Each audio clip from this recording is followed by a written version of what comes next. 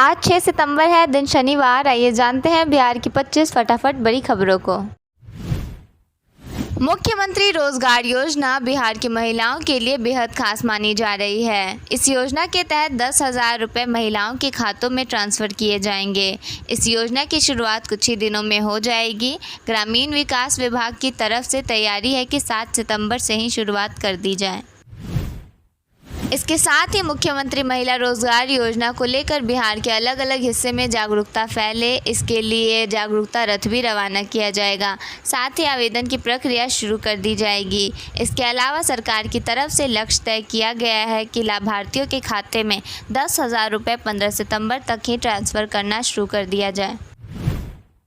योजना की बात करें तो इसके तहत हर परिवार की एक महिला सदस्य को 10,000 रुपये की पहली किस्त के रूप में आर्थिक सहायता दी जाएगी ताकि वह रोजगार शुरू कर सके। बाद में समीक्षा के आधार पर लाभार्थियों को 2 लाख रुपये तक की अतिरिक्त मदद भी उपलब्ध कराई जाएगी। सरकार ने इस योजना के लिए 20,000 करोड़ रुपये का बजट स्वीकृत किया है। किसानों के लिए खुशखबरी, सरकार प्याज की खेती को बढ़ावा देने के लिए अनुदानित दर पर बीज उपलब्ध करा रही है। खरीफ और रबी दोनों मौसमों के लिए यह योजना लागू है, जिसमें प्रति हेक्टेयर 10 किलो बीज पर 75% तक की सब्सिडी मिलेगी। किसान उद्यान निर्देशालय के पोर्टल पर ऑनलाइन आवेदन कर सकते हैं और पहले आओ पहले पाओ के आधार पर इस योजना का लाभ उठा सकते हैं। उमस भरी गर्मी के चलते बच्चों और बुजुर्गों में बीमारियों की संख्या में तेजी से वृद्धि हो रही है। निजी और सरकारी अस्पतालों में मरीजों की भारी भीड़ देखी जा रही है। गुरुवार को SKMCH सदर अस्पताल और अन्य निजी अस्पतालों के OPD में डायरिया, बुखार और खांसी के मामलों की संख्या में उल्लेखनीय वृद्धि हुई है। शिक्षक दिवस समारोह में शिक्षा मंत्री सुनील कुमार ने बड़ी घोषणा करते हुए कहा कि जल्द ही प्रदेश में 26,000 शिक्षकों की बहाली की जाएगी, जिससे बिहार की शिक्षा व्यवस्था को नई मजबूती मिलेगी। मुख्यमंत्री नीतीश कुमार ने पटना में 1159 करोड़ 84 लाख रुपए की लागत से बनी 17 बड़ी योजनाओं का शिलान्यास, कार्यारंभ और लोकार्पण किया। इन योजनाओं में पुल, सड़क, बिजली, पर्यटन और अन्य बुनियादी सुविधाओं से जुड़ी परियोजनाएं शामिल हैं। सरकार का दावा है कि इन योजनाओं से पटना जिले में आम लोगों को सीधा लाभ मिलेगा और विकास कार्य तेजी से आगे बढ़ेगा। पटना के पुनपुन नदी पर बने बिहार के पहले लक्ष्मण झूला को आज मुख्यमंत्री नीतीश कुमार ने लोगों को समर्पित किया। यह सस्पेंशन ब्रिज 83 करोड़ रुपए की लागत से 6 वर्षों में बनकर तैयार हुआ है। मुख्यमंत्री ने मार्च 2019 में इस पुल का शिलान्यास किया था। शुरुआत में इसकी लागत 86.77 करोड़ रुपए थी। बाद में यह बढ़कर 82.99 करोड़ रुपए हो गए। एम्बुलेंस समेत आपातकाल में सहायता के लिए जारी डायल 112 का नया control and command centre Gayaji में बनाने की तैयारी चल रही है। वर्तमान में डायल 112 का एकमात्र control and command centre Patna में संचालित है। नए कमांड सेंटर को गृह विभाग ने स्वीकृति देते हुए इसके लिए 132 पदों की स्वीकृति भी प्रदान की है, जिसमें DSP से लेकर सिपाही तक के पद शामिल हैं। बिहार में अब नॉन स्टॉप इंटरनेशनल फ़्लाइट्स की सेवाएं शुरू कराने की तैयारी हो रही है। पटना से काठमांडू, जबकि गया से शारजाह, बैंकॉक, कोलंबो और गया से सिंगापुर की नॉन स्टॉप हवाई यात्रा होगी। बिहार सरकार ने नए इंटरनेशनल मार्गों पर हवाई संपर्कता बढ़ाने को लेकर संकल्प जारी कर दिया है। पटना जंक्शन पर कोटा से आई एक महिला से बच्चा चुराने वाले गिरोह का पर्दाफाश हुआ। पुलिस ने मुख्य आरोपी को गिरफ्तार कर गिरोह के अन्य सदस्यों को भी पकड़ा। आरोपियों के पास से चोरी हुए 2 बच्चे बरामद किए गए। गिरोह बच्चों को बेचता था, जिसकी पुलिस जांच कर रही है। यह गिरोह उन माओं को निशाना बनाता था जो ट्रेन से अकेली यात्रा कर रही होती हैं।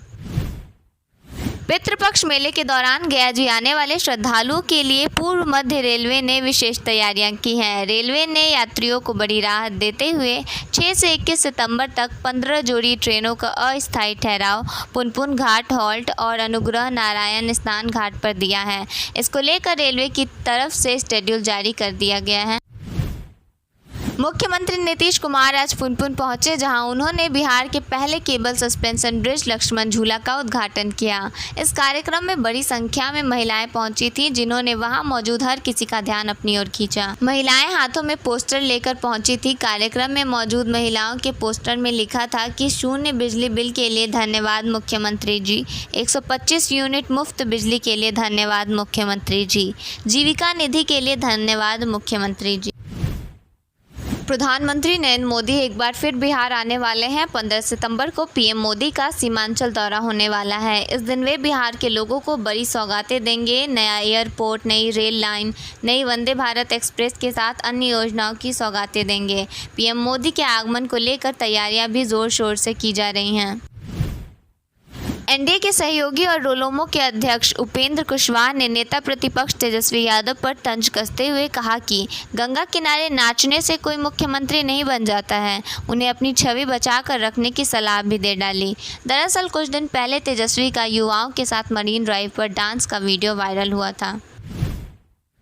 नीतीश कुमार की पार्टी जनता दल यूनाइटेड के 2 पुराने नेताओं ने उन्हें झटका दे दिया है। कई बार विधायक, सांसद और मंत्री रहे दसई चौधरी और जदयू प्रदेश कार्यकारिणी सदस्य भुवन पटेल ने प्रशांत किशोर का दामन थाम लिया है।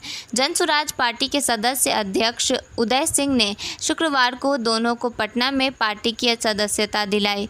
चुनाव से पहले इसे अहम फेरबदल माना जा रहा है। पटना हाई कोर्ट ने एक मामले पर सुनवाई करते हुए कहा कि बगैर कारण बताए पुलिस किसी को गिरफ्तार नहीं कर सकती है। हरियाणा पुलिस द्वारा पटना से गिरफ्तार एक शख्स को अदालत ने रिहा करने का आदेश दिया है।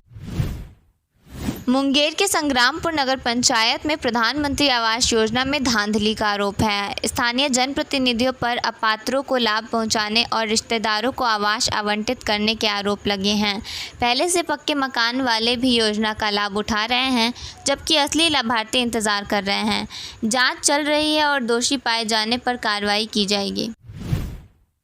पूर्णिया के सांसद पप्पू यादव ने प्रधानमंत्री मोदी को पत्र लिखकर गुटखा और तंबाकू उत्पादों पर प्रतिबंध लगाने की मांग की है।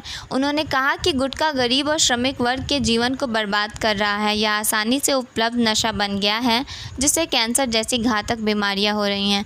उन्होंने गुटखा बनाने वाली कंपनियों पर भी सवाल उठाए और मुफ्त जांच केंद्र खोलने की मांग की।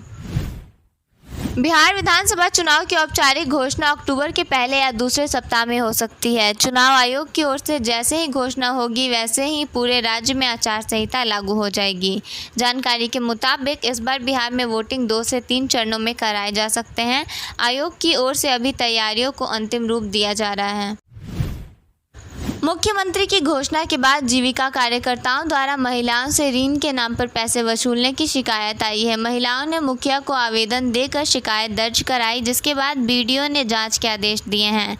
यह मामला बजरिया प्रखंड के सिसवा पश्चिमी पंचायत का है, जहां महिलाओं से 10,000 रुपये के ऋण के लिए रिश्वत मांगी जा रही है।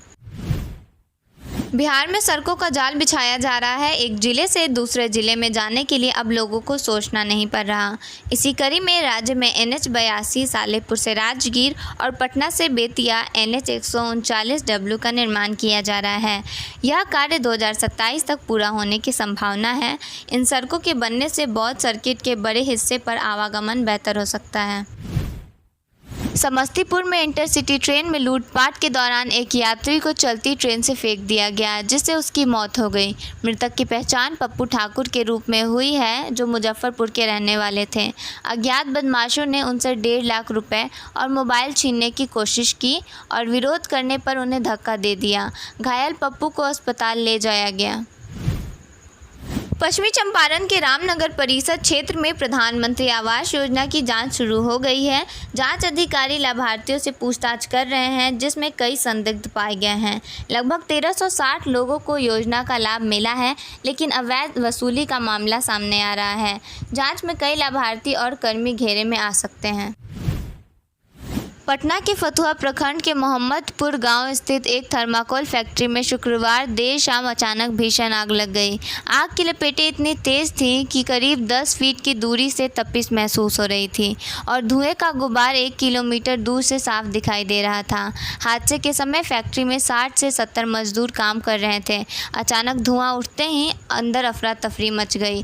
चीख पुकार के बीच सभी मजदूरों को आपात रास्ते से बाहर निकाला गया।